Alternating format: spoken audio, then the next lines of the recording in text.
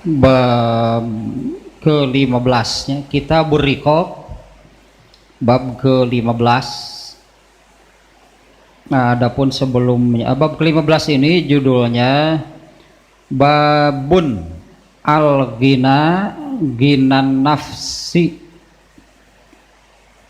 bab kekayaan sesungguhnya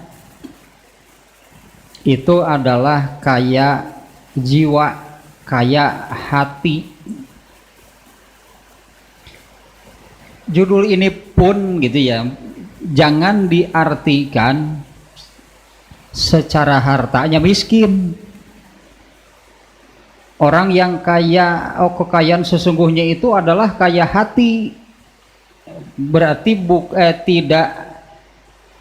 tidak kaya dengan harta, tapi kaya dengan hati, atau kekayaannya itu kekayaan hati. Bukan juga seperti itu kalau memaknai makna demikian, karena ini lafaz hadis juga nih ya, walakinnal ghina ghina nafsi gitu ya. Ini lafaz hadis dijadikan judul. Jadi seolah-olah orang yang kaya hati itu tidak kaya harta. Nah, seolah-olah jadi seperti itu gitu, memaknainya gitu ya. Memaknainya itu jadi demikian, kekayaan sesungguhnya itu adalah kaya hati. Apa tidak boleh kalau kaya hati disertai dengan kaya harta? Yang salah itu kalau kaya harta tapi hatinya, nah itu yang tidak boleh, itu yang salah. Kaya hati disertai dengan kaya harta boleh dan tidak salah, dan banyak yang seperti itu. Nah, rangkaiannya tentang harta nih ya, dari bab ke-10 kalau nggak salahnya kemarin-kemarin. Yang terakhir bab ke-14 ini substansinya dari bab ke-14 itu ya, di mana bab ke-14 itu hadis yang menerangkan tidaklah menggembirakan aku jika aku memiliki emas sebesar gunung Uhud. Nah, atau jika aku memiliki emas sebesar gunung Uhud, pasti aku akan infakkan seluruhnya kecuali 3 dirham saja, itu pun untuk membayar utang. Ini Nabi bukan anti kekayaan. Di sini yang paling substansi yang paling menonjol itu adalah betapa gitu ya, Nabi sangat menganjurkan, sangat menekankan untuk bersedekah. Dan yang kedua yaitu Nabi akan menyisakan sebesar 3 dinar itu ternyata untuk membayar utang. Nah, ini substansinya 2 gitu ya. Bukan Nabi anti kekayaan, bukan Nabi ingin miskin gitu ya, bukan Nabi-nya anti kekayaan, bukan Nabi ingin miskin. Tapi ini Nabi sekali lagi di bab ini betapa Nabi sangat menekankan, sangat menganjurkan untuk bersedekah. Ya, sampai Rasulullah SAW itu menyabdakan demikian, kalau punya emas sebesar gunung Uhud pun ya aku sedekahkan. Meskipun kan untuk bersedekah itu jangan sekali-kali menunggu menjadi orang kaya rasanya baru bisa bersedekah. Nah, itu salah besar. Ya, artinya Rasulullah SAW itu sangat menganjurkan bersedekah bagi semua orang. Ya, bagi semua orang ya. Sedekah itu tidak dibatasi hanya bagi orang kaya. Semua orang ditekankan, dianjurkan untuk bersodakoh sesuai dengan kemampuan masing-masing. Nah, itu sebetulnya intinya ya, substansinya, benang merahnya pada bab aku tidaklah menggembirakan aku jika aku memiliki emas sebesar gunung Uhud. Ya, bukan Nabi anti kekayaan, tapi sangat menekankan, sangat menganjurkan untuk bersodakoh. Ya, kembalinya saya kaitkan dengan hadis. Ya, tentulah Nabi sangat menganjurkan bersodakoh, karena apa yang disodakokan itulah yang menjadi harta miliknya. Kan itu sebetulnya Nabi mengarahkan ke sana. Karena yang disodakokan itulah yang betul-betul akan menjadi milik orang tersebut, milik seseorangnya, sehingga hari kiamat. Makanya Nabi sangat menganjurkan untuk bersodakoh, sampai Nabi menyabdakan demikian. Sebetulnya ada duanya hadisnya di bab ke-14 kemarin itu, tapi hadis yang keduanya sama ternyata. Kalau saja aku memiliki emas sebesar gunung Uhud, tidaklah menggembirakan aku, yaitu kalau di rumahku itu selama 3 hari masih tersisa. Artinya ingin segera disodakohkan. Itulah intinya, samanya hadis yang nomor 2 pada bab ke-14. Nah, bab ke-15 yang barusan sekarang nih ya, yang sekarang yang tadi yaitu babun al-ghina ghina nafsi. Bab kekayaan hakiki itu adalah kekayaan yang sesungguhnya. Abu Bakar tepan kaya hati dan harta. Ya, contohnya Abu Bakar ya. Abu Bakar itu dititipi oleh Allah, katakanlah gitunya, dititipi oleh Allah untuk mengurus Nabi. Karena ketika Rasulullah SAW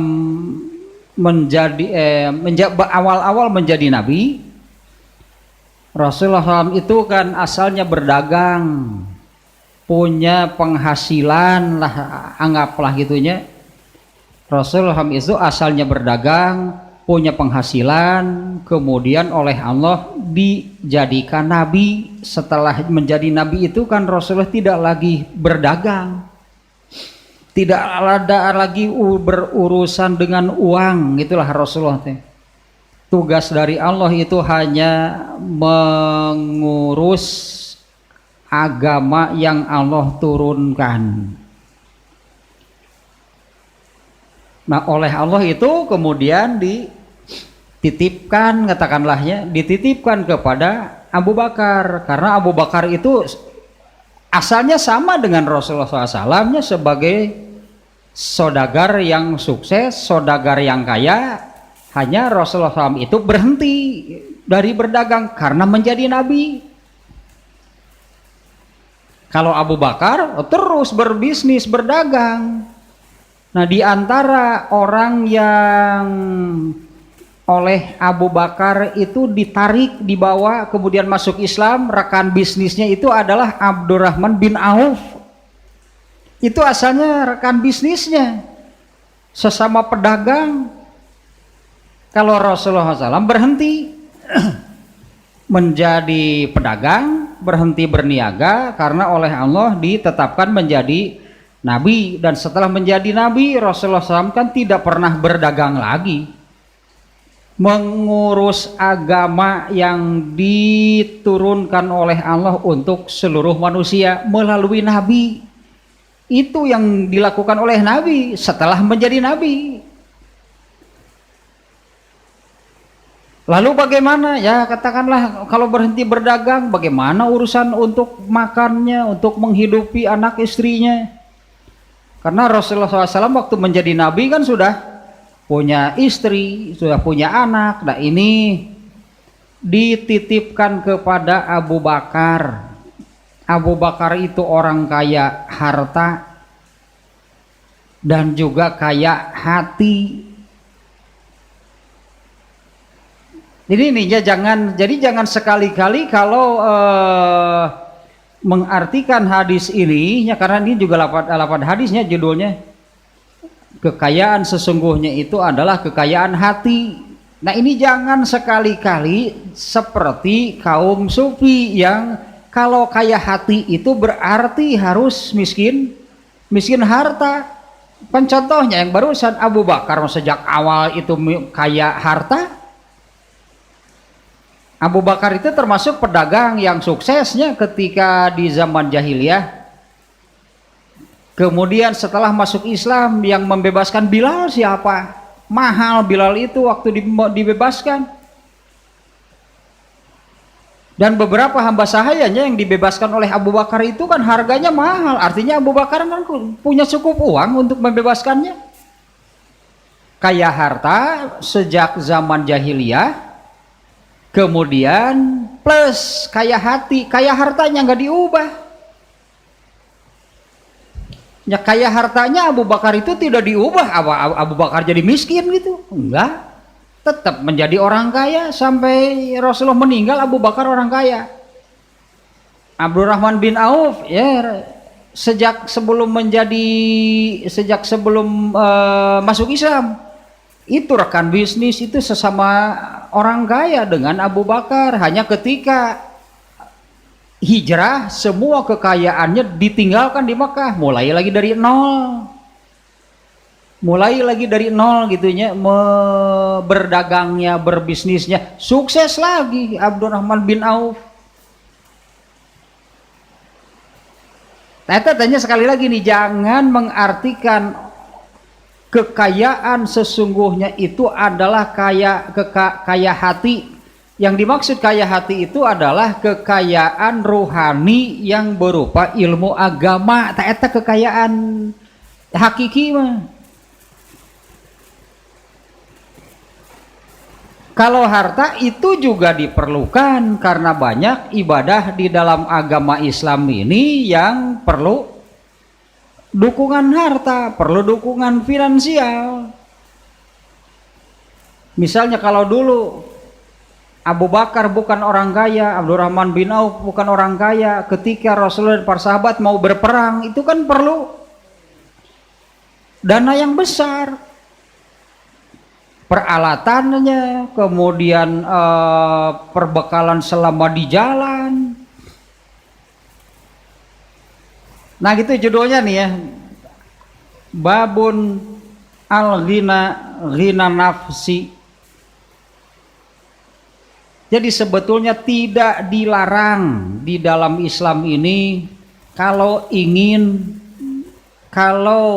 berusaha untuk menjadi orang kaya. Ya, di dalam Islam sama sekali tidak dilarang ya kalau di dalam hati ada keinginan menjadi orang kaya. Kalau berusaha untuk menjadi orang kaya. Nah yang suka salah mengartikan itu ketika ada orang yang seperti itu lalu orang mencibirnya dengan mengejar dunia.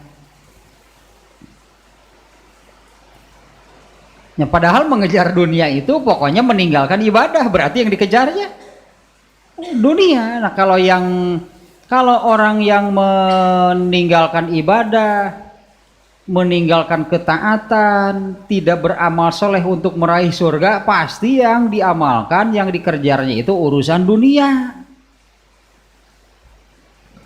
Ya bukan hanya harta kan urusan dunia. Kemudian di judul ini, judul yang awal, babun ghina nafsi. Ini juga potongan hadis sebetulnya, hadis yang ada di bab ini. Kemudian Imam Bukhari memasukkan ayat Al-Quran sebagai judul, yaitu surat Al-Mu'minun. Dan ternyata ini cukup panjang nih yang dimuat oleh Imam Al-Bukhari ya. Yaitu firman Allah Ta'ala surat Al-Mu'minun mulai dari ayat 55 sampai 63. Surat Al-Mu'minun surat ke-23. Ini oleh Imam Al-Bukhari-nya dijadikan judul penyerta. Judul pokoknya adalah kekayaan sesungguhnya itu adalah kekayaan hati, kekayaan rohani. Kekayaan hati, kekayaan rohani itu adalah ilmu agama. Nah, jadi kekayaan sesungguhnya itu adalah ilmu agama sebetulnya gitu ya. Kekayaan sesungguhnya itu berupa ilmu agama. Nah, ayatnya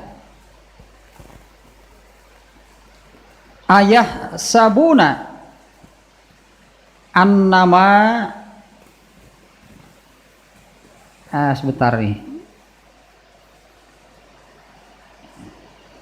Ya ayah sabuna annama numidduhum bihi min malin wa banina nusari'u lahum fil khairat bal la yash'urun. Ini ayat 55 dan 56 satu kalimat sebetulnya. Jadi satu kalimat dipotong dijadikan dua ayat nih. Apakah mereka mengira bahwa kami memberikan harta dan anak-anak kepada mereka itu berarti bahwa kami menyegerakan memberikan kebaikan-kebaikan kepada mereka? Nih, apakah mereka mengira bahwa kami memberikan harta dan anak-anak kepada mereka itu berarti bahwa kami segera memberikan kebaikan-kebaikan kepada mereka?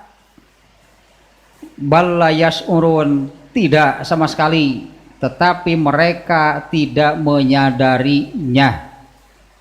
Nah, ini awalnya seperti ini ya. Apakah mereka mengira bahwa kami memberikan harta dan anak-anak kepada mereka itu berarti bahwa kami segera memberikan kebaikan-kebaikan kepada mereka? Tidak sama sekali. Nah, artinya apabila Allah memberikan harta yang banyak kepada seseorang, jangan dikira Allah ini nih seperti ayat ini. Apakah mereka mengira bahwa kami memberikan harta dan anak-anak kepada mereka itu berarti bahwa kami memberikan kebaikan? Ya, tidak sama sekali. Ayat ini juga sejalan dengan yang ayat itu ayat Al-Insan gitu, yang adapun manusia itu ketika diuji oleh Allah dengan ya fa'amal insanu iza mabtalahu rabbuhu fa'akramahu, oleh Allah dijadikan terpandang, terhormat, status sosialnya tinggi. Wa na'amahu, diberi banyak kenikmatan di dunia, fayaqulu rabbi akraman, manusia akan mengatakan Tuhanku telah memuliakan aku. Ya, ayat itu berarti kan menyanggah, ayat itu bantahan dari Allah bahwa apabila Allah membuat kondisi seseorang demikian itu jangan disimpulkan bahwa Allah memuliakan orang tersebut. Dan sebaliknya, apabila diuji dengan serba kekurangan, menjadi orang miskin, status sosial yang rendah, apabila Allah menjadikan seseorang demikian, maka manusia menyimpulkan bahwa fayaqulu rabbi ahanan, Allah telah menghinakanku. Nah, dan juga hadis ini, hadis yang ini nih, yang man yuridillahu bihi khairon yufaqihu fiddin. Nah, ini memang kekayaan sesungguhnya kan yang ini. Man yuridillahu bihi khairon, barang siapa yang dikehendaki baginya oleh Allah kebaikan, barang siapa yang dikehendaki oleh Allah baginya kebaikan, yufaqihu fiddin, Allah akan menjadikannya fikih. Oh, ini kan kekayaan itu yang ini kan, Allah akan menjadikannya fikih dalam urusan urusan agama, dalam ilmu agama. Ya, apakah yang seperti ini identik dengan kemiskinan? Apakah orang yang dijadikan oleh Allah itu yufaqihu fiddin itu identik dengan kemiskinan? Kalau masih ingat nih contoh ini Anas bin Malik. Anas bin Malik itu termasuk 5 besar ya. 5 besar sahabat yang banyak meriwayatkan hadis dari Rasulullah SAW. Artinya Anas bin Malik ini ulama. Ibnu Abbas yang banyak meriwayatkan hadis itu, Ali bin Abu Thalib, Anas bin Malik ini ulama nih di kalangan para sahabat. Ibnu Mas'ud. Ternyata Anas bin Malik itu kan oleh Rasulullah SAW didoakan supaya menjadi orang kaya. Dan Anas bin Malik ini ternyata menjadi orang paling kaya dari kaum Ansor. Anas bin Malik itu ternyata orang paling kaya, orang yang hartanya paling banyak di antara semua kaum Ansor. Itu di antara keanehan karena doa Nabi ini ya. Kebun kurmanya Anas bin Malik itu kan mengeluarkan aroma parfum. Kebunnya gitu ya, kebun kurma milik Anas bin Malik itu mengeluarkan aroma minyak wangi. Kemudian kalau orang lain kurma itu berbuahnya setahun sekali, kurma Anas bin Malik setahun 2 kali. Anas bin Malik ulama dia, tapi kan Anas bin Malik itu bukan tujuan. Nah, artinya kekayaannya, kekayaan berupa harta itu bukan tujuan. Seperti Abdurrahman bin Auf juga, dia berbisnis, dia berniaga sampai menjadi konglomerat itu apa karena ingin menjadi orang kaya? Dalam arti orang kaya yang hanya kalau sekarang nanti disebutlah sebagai orang terkaya di dunia. Apa hanya untuk seperti itu? Apa ingin menjadi orang kaya itu hanya untuk menumpuk-numpuk harta? Itu kan yang kemarin yang tidak disukai oleh Nabi itu kan. Kalau menjadi orang kaya itu kekayaan hanya sekedar untuk menumpuk-numpuk harta. Nah, kembali ke ini nih, ayatnya nih yang dimasukkan oleh Imam Al-Bukhari-nya di bab ke-15 ini. Apakah mereka mengira bahwa kami memberikan harta dan anak-anak kepada mereka itu berarti bahwa kami segera memberikan kebaikan-kebaikan kepada mereka? Tidak sekali-kali, tetapi mereka tidak menyadarinya. Apa sih yang tidak disadari oleh mereka? Iya ya, berarti ya saya ungkapkan nanti bisa mungkin akan terulang lagi nih kalimat ini. Orang yang kaya dengan harta tidak disertai, tidak diimbangi dengan kekayaan yang berupa ilmu, itu pasti istidraj. Nah, orang yang kaya harta tidak diimbangi dengan kekayaan ilmu agama, itu pasti istidraj. Kalau Abdurrahman bin Auf kena istidraj gak? Anas bin Malik, Abu Bakar enggak. Karena meskipun mereka kaya dengan harta, mereka ini juga kaya dengan ilmu agama. Ya kalau ini ya kekayaan orang yang kaya dengan harta tidak disertai, tidak diimbangi dengan kekayaan hati, dengan kekayaan ruh yang berupa ilmu agama, itu pasti istidraj. Semua kekayaannya istidraj itulah katakannya, semua kekayaannya itu hanya untuk menambah dosanya, hanya untuk semakin memperdalam tempatnya di dalam neraka. Nah, tetapi mereka tidak menyadarinya sampai ayat 56 di sana ya. Kemudian ayat 57-nya, Innallazina hum min khasyati rabbihim musyfiqun, sungguh orang-orang yang karena takut azab Tuhannya mereka sangat berhati-hati. Karena setiap kesalahan berarti azab. Itu kan ayatnya jelasnya, fa may ya'mal misqala dzarratin syarron yaro. Barang siapa melakukan perbuatan yang buruk, perbuatan dosa sekecil apapun pasti akan mendapatkan balasannya. Nah, orang-orang yang takut azab Tuhannya, orang-orang yang takut akan azab Allah, pasti mereka ini akan sangat berhati-hati. Wallazina hum bi ayati rabbihim yu'minun. Ayat berikutnya, dan mereka yang beriman kepada ayat-ayat Allah, kepada tanda-tanda kekuasaan Allah.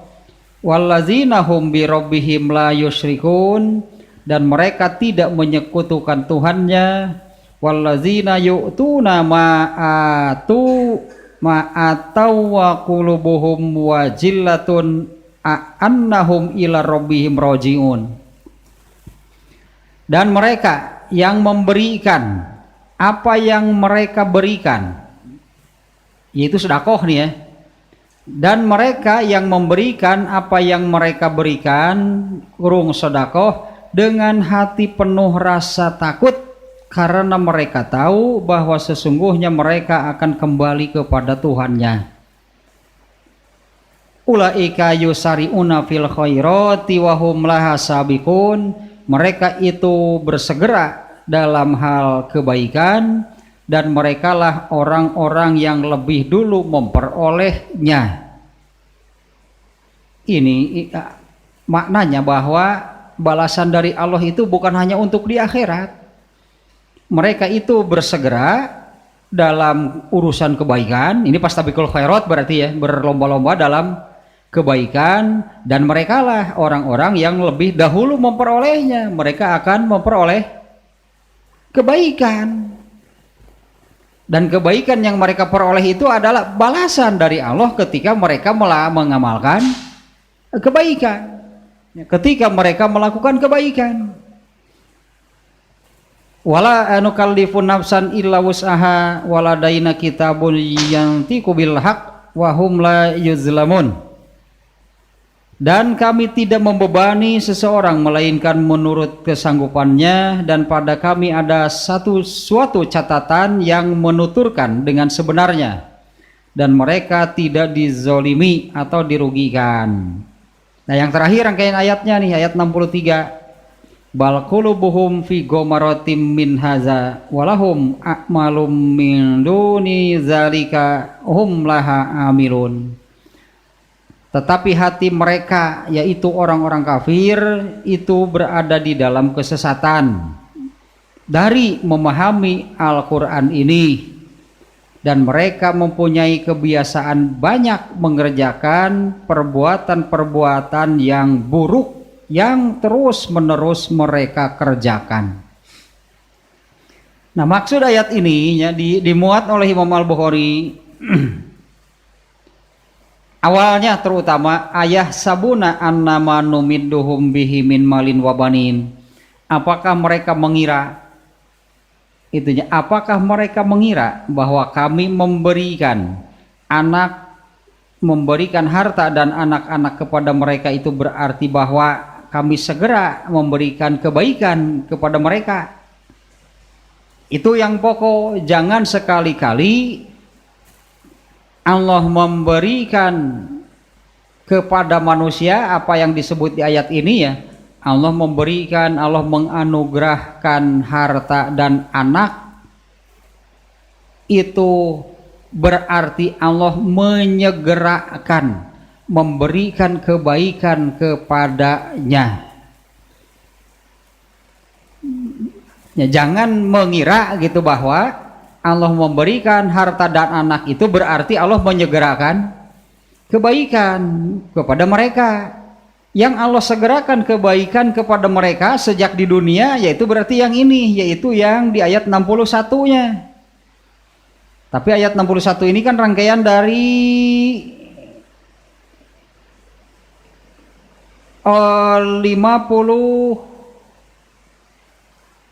57-nya, yaitu orang-orang yang karena takut azab Allah maka dia sangat berhati-hati,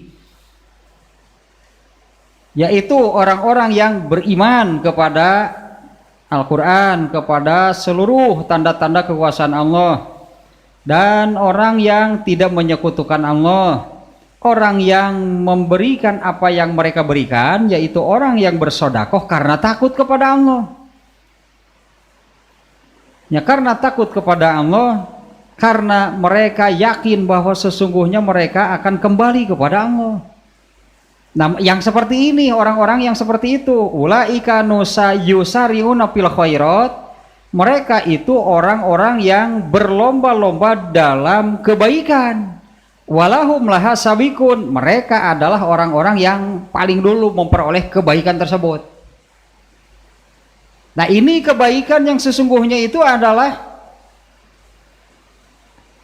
buah hasil dari mereka yang disebutkan di ayat-ayat sebelumnya, bertakwa kepada Allah, tidak menyekutukan Allah, beriman kepada Al-Quran, seluruh kekuasaan, tanda-tanda kekuasaan Allah, kemudian mereka juga bersodakoh karena takut kepada Allah dan yakin akan kembali kepada Allah, yang pada akhirnya disimpulkanlah gitunya, yaitu orang-orang yang mereka itulah orang-orang yang berlomba-lomba di dalam urusan kebaikan, maka mereka itulah yang paling dulu akan merasakan kebaikan tersebut. Nah, sampai di situ ya, ini ayat yang dimuat oleh Imam Al-Bukhari. Hadisnya, jadi ini judul pokoknya Imam Bukhari itu babun al-ghina ghina nafsi, bab kekayaan sesungguhnya itu adalah kekayaan hati, jiwa, ruh. Apa sih gitunya, berupa apa kekayaan hati, kekayaan jiwa, kekayaan ruh? Yaitu ilmu agama. Kemudian Imam Bukhari memuat ayat Al-Mu'minun dari 55 sampai 63 yang tadi, di mana di ayat kedua di ayat-ayat tersebut Allah menyinggung soal harta. Allah memberikan harta, jangan dikira Allah itu menghendaki kebaikan bagi orang tersebut. Orang-orang yang merasakan kebaikan itu adalah orang-orang yang berlomba-lomba di dalam urusan kebaikan. Mereka itu yang paling dulu merasakan kebaikan. Nah, kemudian hadisnya sekarang. Hadisnya pendek nih ya. An Abi Hurairah anin Nabiyyi sallallahu alaihi wasallam qala laisal ghina an kasratil aradi walakinnal ghina ghinnan nafsi. Dari Abu Hurairah, semoga Allah meridhoinya, dari Nabi sallallahu alaihi wasallam, beliau bersabda, laisal ghina an kasratil aradi, bukanlah kekayaan itu karena banyaknya harta. Bukanlah kekayaan itu, bukanlah kaya itu karena banyak harta. Walakinnal ghina, akan tetapi kekayaan, menjadi kaya, ghina nafsi, yaitu kaya hati, kaya diri, kaya jiwa, ruh. Itunya ininya terjemah hadisnya. Bukanlah kekayaan sesungguhnya itu karena banyaknya harta, akan tetapi kekayaan yang hakiki itu adalah kekayaan ruh. Nah, itu hadisnya, dan hanya ada satu nih hadisnya di dalam bab ini ya, bab ke-15. Nah, sekarang catatan dari Ibnu Hajar Al-Asqalani ini dalam bab ini. Nah, yang pertama, judulnya al-ghina, ghina nafsi, sama saja artinya nih. Imam Ibnu Hajar al-Asqalani sudah memberikan catatan seperti ini di sini. Sama saja ini berlaku bagi orang yang hartanya banyak ataupun yang hartanya sedikit. Kekayaan sesungguhnya itu adalah kekayaan hati, kekayaan ruh, kekayaan yang berupa ilmu agama. Ini berlaku bagi orang yang hartanya banyak ataupun yang hartanya sedikit. Makanya di awal tadi saya sampaikan, jangan dikira, jangan diartikan bahwa kalau kaya dengan ilmu agama berarti tidak kaya dengan harta, atau kalau orang yang berilmu agama itu identik dengan kemiskinan, identik dengan miskin dari harta. Nah, ini catat dari Ibnu Hajar al-Asqalani sudah seperti ini nih. Bab al-ghina, ghina nafsi, itu kan judulnya seperti itu.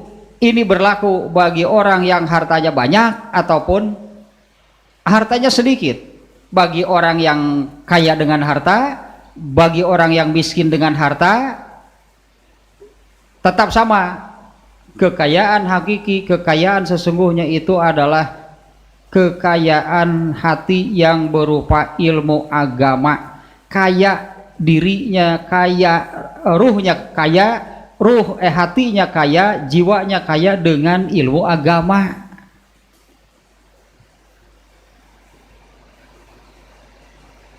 Itunya yang ini nih, catatan pertama.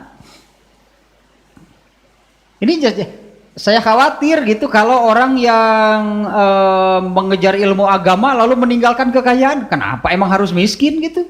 Kalau ingin dapat ilmu agama itu harus miskin. Bisi gitu teh. Jadi bersemangat mencari ilmu agamanya luar biasa, tapi jadi jadi malas, katakanlahnya. Jadi malas, jadi asal-asalan untuk mencari harta. Padahal mencari harta juga itu termasuk mengamalkan ilmu agama. Ya artinya semangatnya ala gairahnya, semangat itu, keinginan gitu terhadap harta jangan dihilangkan. Jangan dihapus. Hanya kalau ingin menjadi orang kaya itu, kalau ingin menjadi orang kaya gitunya, kemudian berusaha untuk menjadi orang kaya, harus memiliki ilmu agama. Kalau kemudian kaya, tahu harus bagaimana menurut agama.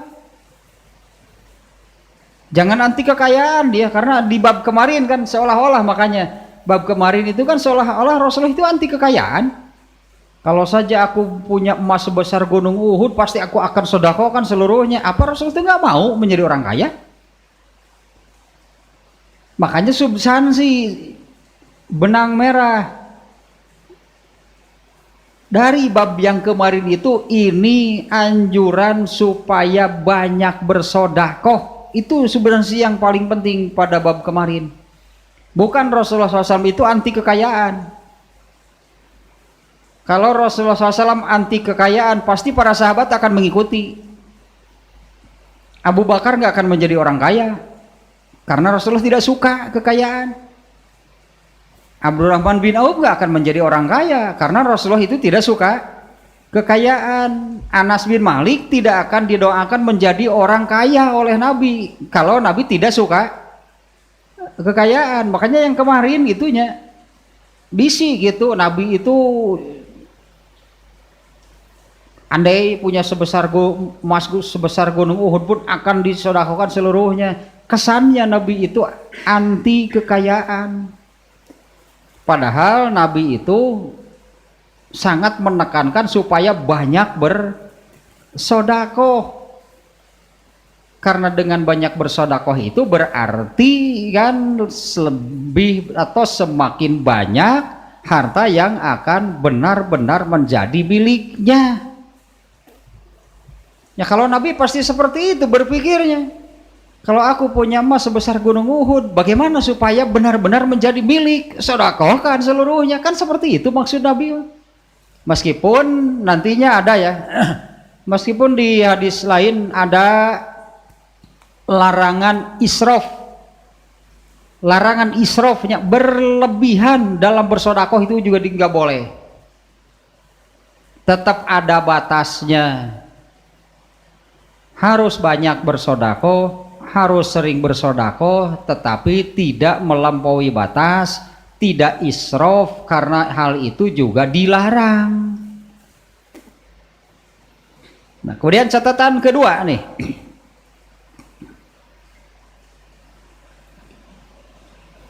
Ibnu Hajar al-Asqalani di catatan kedua ini menyoroti ayat yang dimuat oleh Imam Al-Bukhari yang tadinya surat Al-Mu'minun ayat 55 sampai 63 tadi. Nah, maknanya aya zunnuna annal malallazi narzuquhum iyahu likaromatihim alaina. Nah, apakah mereka manusia mengira bahwa harta yang kami rezekikan kepada mereka itu karena atau untuk kemuliaan? Apakah Allah memberikan harta itu untuk kemuliaan mereka di mata Allah? Apakah dengan mereka mengira bahwa harta yang Allah rezekikan kepada mereka, maksud Allah itu supaya mereka menjadi mulia? Itulah kurang lebihnya. Apakah Allah bermaksud supaya mereka menjadi mulia? Allah memberikan harta itu supaya mereka menjadi mulia. Ayat hadis yang tadi yang menjadikan seseorang mulia, yang menjadikan seseorang mendapatkan kebaikan hakiki itu adalah Allah menjadikannya fikih. Allah menjadikan orang yang betul-betul paham ilmu agama. Nah, itu kan yang dikehendaki kebaikan oleh Allah. Allah menjadikannya betul-betul paham, mengerti urusan agama. Jika mereka mengira demikian, apakah mereka mengira bahwa harta yang kami berikan kepada mereka itu agar mereka menjadi mulia di mata kami? In zonu zalika akhtau, jika mereka mengira demikian maka itu salah besar. Bal huwa istidrojun, akan tetapi itu adalah istidroj. Ya ini ya, itu yang tadinya hartanya Allah rezekikan, Allah berikan kepada mereka, hanya mereka mengira, manusia mengira bahwa Allah memberikan rezeki berupa harta kepada mereka. Mereka mengira, manusia mengira bahwa dengan seperti itu Allah bermaksud menjadikan mereka itu orang-orang yang mulia. Ini yang sejalan dengan di surat Al-Insan tanya. Al-Fajr Al-Insan. Al-Fajrnya yang fa'amal insanu iza mabtalahu rabbuhu fa'akramahu, sejalan dengan ayat tersebut. Manusia memang suka memang suka salah, manusia berkesimpulan demikian. Ketika kami memberi rezeki yang banyak, kedudukannya terhormat tinggi di mata sesama manusia, status sosialnya tinggi, manusia mengira Allah memuliakannya. Yang sebenarnya adalah istidroj, kalau Allah hanya memberi harta tanpa memberi ilmu, karena dua-duanya pemberian dari Allah. Ilmu dan harta itu sama-sama pemberian dari Allah. Kalau Allah hanya memberi harta kepada seseorang, itu adalah istidroj bagi orang tersebut. Kalau dibanding-banding ya, kalau dibanding-banding, mending hanya diberi harta atau hanya diberi ilmu. Andai pilihannya hanya ini, Mending hanya diberi harta oleh Allah atau hanya diberi ilmu. Diberi harta tanpa ilmu artinya diberi ilmu tanpa harta. Kalau pilihannya hanya ini, pasti lebih memilih ilmu. Karena inilah kekayaan yang hakiki kan, inilah kekayaan sesungguhnya, baik bagi orang miskin ataupun bagi orang kaya. Bagi orang yang banyak hartanya, bagi orang yang sedikit hartanya, kekayaan sesungguhnya itu adalah kekayaan ilmu agama, kekayaan ruh.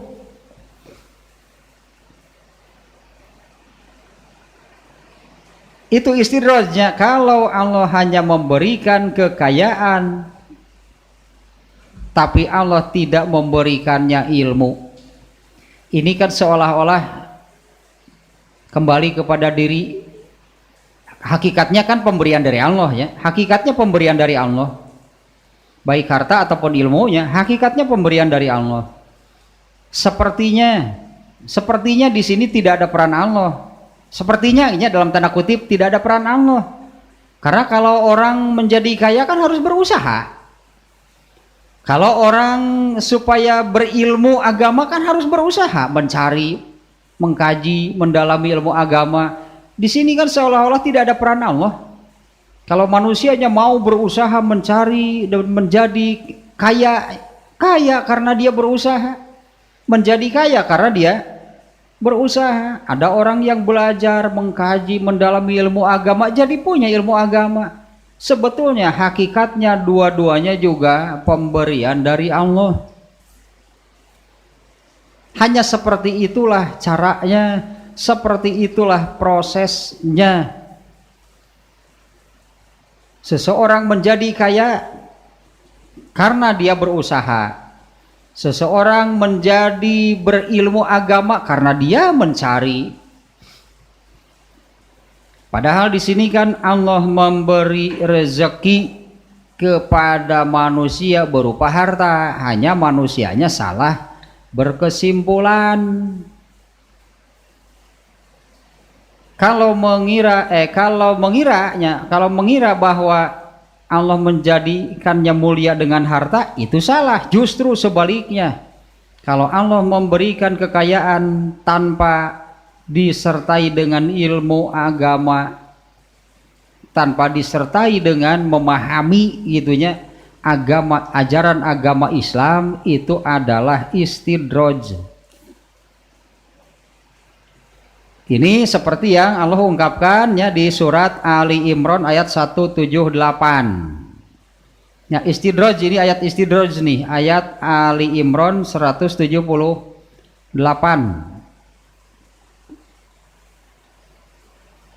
Ini ayatnya nih. Wala yahsabannallazina kafaru annama numli lahum khairul li anfusihim. Innama numli lahum liyazdadu isma walahum azabum muhin. Nah ini di ayat istidraj nih. Dan janganlah sekali-kali orang-orang kafir itu mengira bahwa tenggang waktunya waktulah itunya, bahwa waktu. Dan janganlah sekali-kali orang-orang kafir mengira bahwa waktu yang kami berikan kepada mereka itu lebih baik bagi mereka. Sesungguhnya waktu yang kami berikan kepada mereka hanyalah agar dosa mereka semakin bertambah. Nah, segalanya sebetulnya bukan hanya waktunya. Rugi jadi orang kafir umur panjang deh. Karena Allah terus memberikan waktu itu, maksud Allah itu hanya untuk semakin menambah dosa mereka. Demikian juga dengan segala pemberian yang lain. Nah, janganlah sekali-kali orang-orang kafir mengira bahwa waktu yang kami berikan kepada mereka itu baik bagi mereka. Sesungguhnya waktu yang kami berikan kepada mereka itu hanyalah agar dosa mereka semakin bertambah. Dan bukan hanya waktunya, apapun yang Allah berikan kepada mereka nggak ada disertai, tidak adanya, karena segala sesuatu yang Allah berikan kepada mereka itu tidak disertai dengan rahmatnya, tapi dengan laknat justru sebaliknya. Ciri orang yang iblis, terutamanya iblis ini contoh ideal mah, yang sudah kena laknat ya. Yang kena laknat itu tidak lepas dari satu dosa kecuali pindah masuk ke dalam dosa yang lain, beres dari dosa yang ini, keluar dari dosa yang ini, masuknya ke dalam dosa lagi, dosa lagi, dosa lagi. Itu sudah dilaknat oleh Allah. Makanya orang kafir, ada nggak mereka itu satu kali saja yang keluar dari keburukan kemudian masuk ke dalam kebaikan? Nggak ada. Nggak ada kebaikan sedikit pun bagi mereka. Nah, ini ayat istidrajnya secara umum gitu. Allah berfirman demikian. Allah masih memberi jatah hidup, memberi jatah waktu kepada orang kafir. Jangan dikira itu baik bagi mereka. Allah masih memberikan jatah hidup itu hanya untuk semakin menambah jumlah dosa mereka, dan segala yang diberikan kepada mereka, maksud Allah itu hanya untuk menambah jumlah dosa mereka. Nah, hal tersebut itu diisyaratkan pada ayat yang tadi, surat Al-Mu'minun ayat 55. Bal qulubuhum fi gomaratin min haza, akan tetapi hati mereka itu tertutup dari hal ini. Artinya mereka ayat 56-nya, mereka tidak sadar bahwa itu adalah istidraj. Saya tetap makna ayat ini ya, bal qulubuhum fi gomaratin min haza. Mereka tidak menyadari bahwa sesungguhnya apa yang Allah berikan kepada mereka itu adalah istidraj. Kekayaannya terus ditambah oleh Allah, tapi ilmu agamanya tidak diberikan sama sekali. Ya, kekayaannya terus ditambah, diberikan oleh Allahnya, tapi ilmu agamanya tidak diberikan oleh Allah. Itu istidraj. Nah, mereka itu tidak sadar karena manusianya mereka mengira bahwa Allah memberikan karunia, Allah memberikan rezeki berupa harta itu agar menambah, agar menaik, agar bertambah kemuliaan mereka. Itu kesimpulan yang salah dari manusia. Yang di ayat 56-nya Al-Mu'minun ini, mereka tidak menyadari hal tersebut. Minal istidrajil mazkur. Nah, yang disebut mereka, hati mereka tertutup dari hal itu, mereka itu tidak tidak menyadari bahwa itu adalah istidraj dari Allah.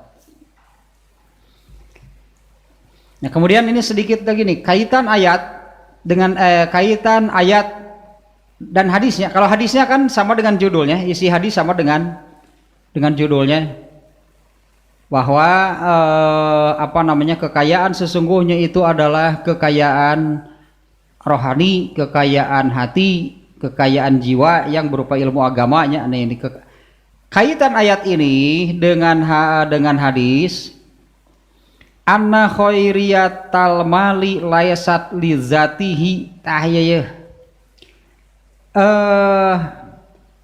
Kalau kebaikan dari yang berupa harta itu apa dari hartanya? Ini pertanyaan agak ini. Apakah kebaikan dari harta? Apakah kebaikan dari harta itu dari bendanya, katakanlah dari benda harta tersebut? Bukanlah kebaikan harta itu bukan dari zat hartanya. Kebaikan dari harta atau kebaikan yang didapat seseorang dari harta lah gitunya, itu bukan dari zat hartanya. Akan tetapi kebaikan dari harta itu kebaikan lahnya. Akan tetapi kebaikan dari harta itu tergantung kepada harta itu digunakan apa, bukan dari hartanya. Nah, katakanlah begini, kalau seseorang punya uang yang banyak, misalnya uangnya yang ada di dompet, emang uang di dompet itu kebaikan bagi dirinya apa coba? Uang yang di dompet itu kebaikan untuk dirinya apa? Nggak ada, nggak memberikan apa-apa. Uang itu di dompet saja.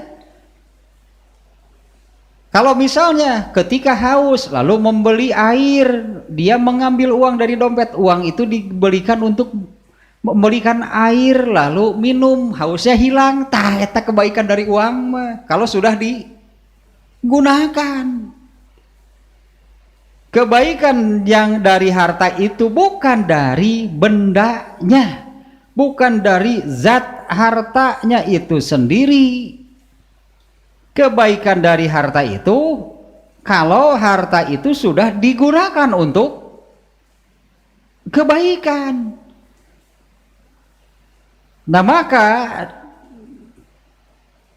si pemilik harta pun sohibul malnya, pemilik harta yang banyak, bukanlah kekayaan yang banyaknya, bukanlah kekayaan yang banyak itunya yang yang mendatangkan kebaikan bagi dirinya. Kalau iya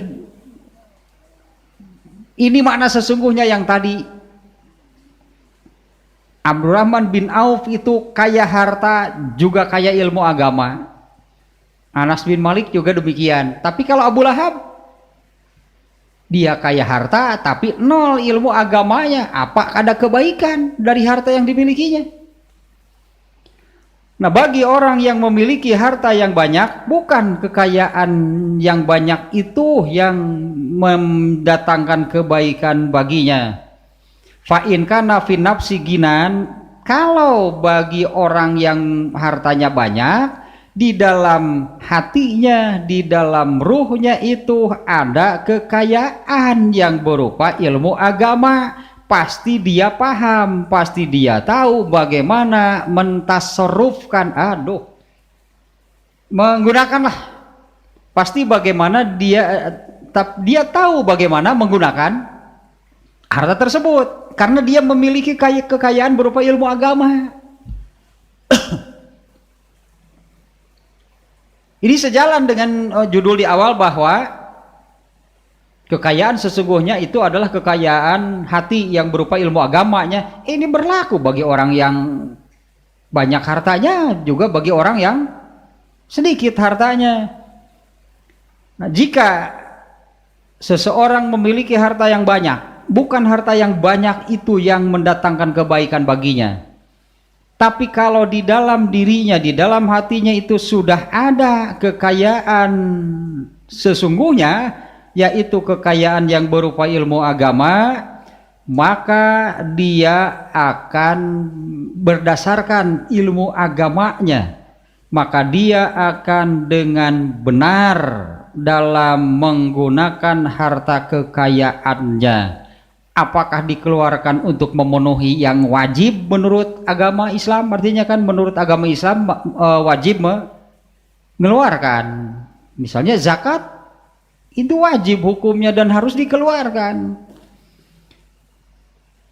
Ya, karena sudah memiliki ilmu agama di dalam dirinya, maka orang itu tidak akan salah, atau orang itu pasti benar di dalam mentasarrufkannya, menggunakan hartanya. Apakah digunakan untuk menunaikan sesuatu yang wajib atau digunakan untuk digunakan untuk sesuatu yang sunat. Min wujuhil birri wal qurobat. Min wujuhil birri, segala macam bentuk kebaikan dan taqarrub kepada Allah. Nah, kemudian yang sebaliknya, fa in kana fi nafsihi fakiron, fakir nih, miskin berarti kan ya, apabila hatinya miskin dengan ilmu agama, hartanya kaya tapi hatinya miskin dengan ilmu agama, amsakahu wamtana'a min bazlihi, dia pasti akan menahan, dia pasti tidak akan mengeluarkan fima amarobihi, tidak akan mengeluarkan untuk hal-hal yang diperintahkan oleh Allah. Ini penyebabnya adalah dirinya, hatinya miskin dengan ilmu agama, padahal hartanya kaya. Orang yang kaya harta tapi hatinya miskin dengan ilmu agama, pasti dia akan menahan amsakahunya, dia akan menahan harta tersebut sehingga tetap berada pada dirinya. Imtana'a, menghalang-halangi, min bazlihi, untuk mengeluarkan, fima amarobihi atau fima umirobihi, khosyata min nafadihi, dia pasti akan menahan harta tersebut untuk mengeluarkan pada apa yang diperintahkan kepadanya oleh Allah Subhanahu wa taala, karena takut hartanya menjadi habis. Fahuwa fil hakikoti fakirun, orang yang seperti itu hakikatnya dia itu miskin. Suratan wa maknan, baik miskin secara makna ataupun miskin secara lahir batin lah, tungtung nama. Sebenarnya miskin lahir batin orang yang seperti itu. Wa in kanal malu tahta yadihi, meskipun harta itu berada di dalam genggamannya. Li kaunihi layan fa'u, karena bagi orang itu harta itu tidak memberi manfaat apa-apa. Makanya tadi manfaat atau kebaikan dari harta itu bukan dari zat hartanya, tapi dari kalau harta itu sudah digunakan. Kalau ini kan malah ditahan-tahan, tidak mau dikeluarkan karena dia berpikir bahwa hartanya itu akan habis. Pada akhirnya hartanya tidak layan fa'ubihi, tidak memberikan manfaat apapun kepada orangnya, fid dunya wala fil ukhra, baik di dunia ataupun di akhirat. Tayin disebut kaya, kekayaan sesungguhnya tidak identik dengan kemiskinan. Makanya orang yang kaya hati dengan ilmu agama, kalau menjadi orang kaya pasti seperti ini. Tapi kalau miskin dengan ilmu agama, maka apabila kaya maka dia akan menahan-nahan, tidak mau mengeluarkan harta pada hal-hal yang diperintahkan oleh Allah karena takut hartanya itu menjadi habis. Jadi sesungguhnya dia itu orang yang miskin karena dia tidak merasakan manfaat apapun, baik untuk di dunia ataupun untuk di akhirat, padahal harta itu berada di dalam genggamannya. Bal rubbama kana wabalan alaihi, justru kebanyakan orang yang kaya harta tapi miskin ilmu agama, semua hartanya itu hanya akan menjadi bencana. Hartanya itu hanya mencelakakan. Nah, itulahnya catatan dari Ibnu Hajar Al-Asqalani, tapi belum seluruhnya, ini masih banyak di catatannya. Lalu yang kaya hati itu yang seperti apa gitu ya? Yang kaya hati itu yang seperti apa? Intinya yang baru saya sebutkan bahwa orang yang sesuailah dengan hadis yang tadi, yufaqihu fiddin, orang yang memiliki kekayaan sesungguhnya itu adalah orang yang diberi anugerah ilmu agama oleh Allah, dijadikannya benar-benar mengerti urusan agama. Ya, adapun disertai dengan kaya harta, boleh katakanlah bisa seperti Anas bin Malik, Abu Bakar, Abdurrahman bin Auf, mereka kaya hati disertai dengan kaya harta. Atau cuma punya ilmu agama oleh Allah, tidak ditakdirkan kaya harta, tetap beruntung dibandingkan dengan yang oleh Allah ditakdirkan kaya dengan harta tapi tidak punya ilmu agama. Istidraj itu namanya. Semakin banyak malah semakin dalam jurang di neraka aja.